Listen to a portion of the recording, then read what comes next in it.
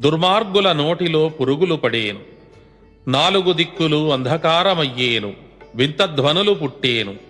నీటిలో జంతువులు భూమిపైకి వచ్చి చచ్చేను. పళని కుమారస్వామి దేవళం తలుపులు తెరచినా రాకుండేని. సూర్యగోళము నుండి నిప్పు ముద్దలు భూమిపై పడేను.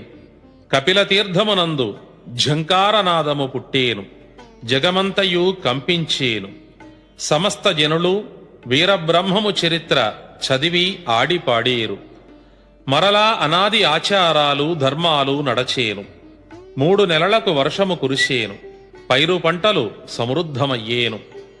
కాలజ్ఞానము కాదన్న వారిని కనకదుర్గ ఖండించేను. శనిగ్రహం మేషరాశిన వచ్చినప్పుడు దుష్టులు దూరమైపోయేరు. ధూమకేతువలు అనగా తోకచుక్కలు పుట్టేను. 1998